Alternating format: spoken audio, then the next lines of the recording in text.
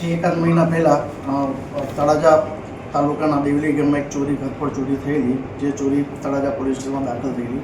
મહેરબાન પોલીસ મહાનિરીક્ષક શ્રી રાજેન્દ્ર અસારી સાહેબ તથા પોલીસ અધિક્ષક શ્રી નીતિશ પાંડે સર હવે સૂચના આપેલ કે ભાવનગર જિલ્લામાં ચોરીના ઘરફોડ ચોરીના ગુના ડિટેક્ટ કરવા, જે બાબતે એલસીબીની ટીમ તથા અમારા તળાજાની ટીમ સતત પ્રયત્નશીલ હતી. જેમાં એલસીબીની ટીમને બાતમી મળેલ, જે બાતમીના આધારે એક જગ્યાએથી 5 આરોપી મુદ્દામાલ સાથે પકડેલ અને જે મુદ્દામાલ શંકાસ્પદ જણાતા તેમની પૂછપરછ કરતા અગાઉ એને 1 મહિના પહેલાં દેવલી ગામે જે ચોરી કરેલ તે મુદ્દામાલ વેચવા માટે આવેલા હતા એવું જણાવેલ.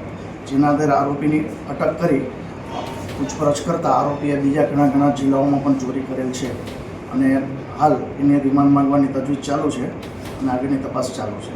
ભાવનગર છે, અમદાવાદ છે, પછી ભાવનગરમાં અલગ જગ્યાએ છે, પાલીતાણામાં છે, બીજી બધી જગ્યાએ ચોરીઓ લગભગ કરેલ છે અને મુદ્દામાલમાં 2,40,000ના ઘરેણાં અને 2,10,000 રૂપિયા રોકડા ગયેલા હતા. જેમાંથી 2,10,000 રૂપિયા રોકડા કબજે કરેલ છે અને 2 લાખ જેટલો મુદ્દામાલ રિકવર કરે છે. લગભગ 30-40 હજાર જેટલો મુદ્દામાલ રિકવર કરવાનો બાકી છે.